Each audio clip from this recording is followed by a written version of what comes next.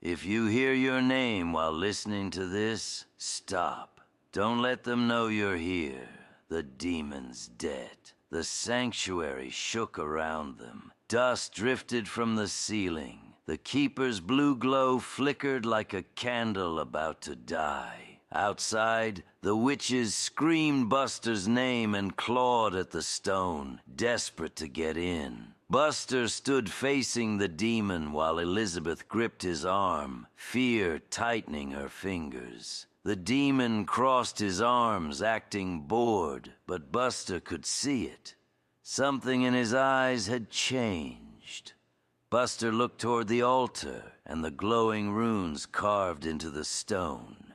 He said the sanctuary wasn't strong just because it was holy. It was strong because it remembered what had been done there. A deal maker had died inside these walls. A demon had died here once. For the first time, the demon's face twitched. Buster told him he hadn't brought them here to protect Buster. He'd brought them here to protect himself. The demon warned him to be careful, voice low and dangerous. But Buster didn't back down. He told the demon this place weakened him, that it was draining him more with every second. The demon instinctively stepped away from the glowing runes. And Elizabeth saw the truth. He was afraid of this place.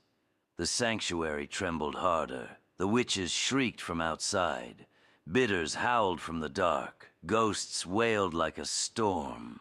The demon flickered around the edges, his shape glitching in and out. Buster stepped closer and said what everyone now knew.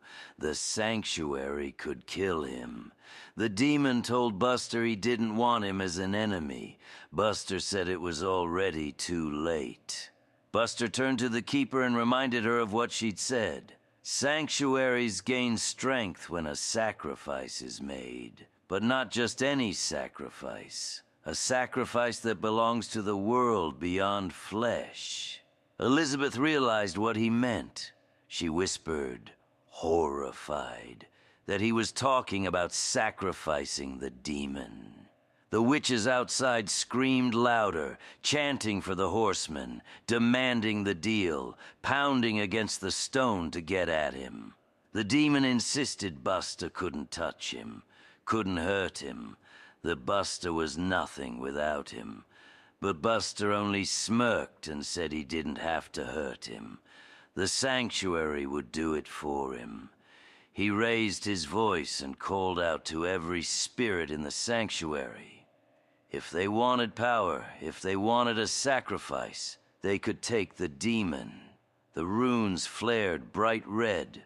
The altar glowed. The witches howled in fury. Bitters roared from the trees. Ghosts pressed tight against the walls. For the first time, the demon actually flinched. The keeper rose and called the demon of the crossroads by name, telling him his debt had come due. The demon froze. His smile died. He tried to deny it, but Elizabeth demanded to know what debt he owed.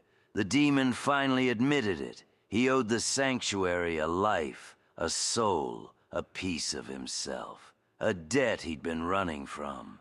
Buster told him to pay it. Symbols blazed to life beneath the demon's feet.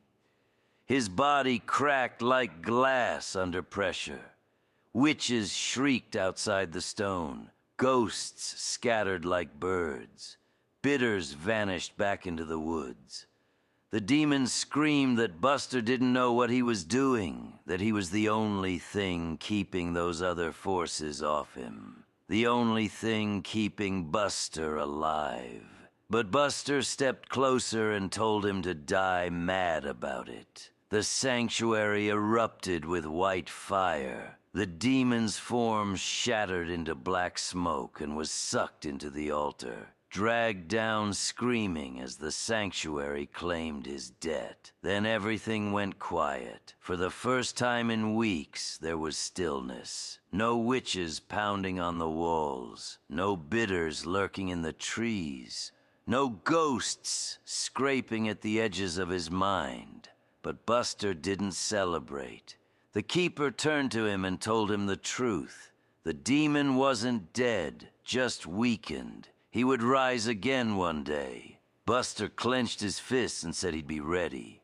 In the morning, Buster and Elizabeth walked out of the sanctuary together. The world outside was unnervingly quiet. No birds, no wind, no whispers. The demon was gone. For now. Elizabeth asked where they would go. Buster said, "Home." She reminded him they didn't have a home anymore. He told her they would. He took a step toward the horizon. Behind them, the shadows in the trees shifted. A faint echo slipped through the wind, calling his name. Buster didn't look back. He knew the demon was still out there, and next time, he'd be the one hunting. Whatever followed you here, be sure not to take it home.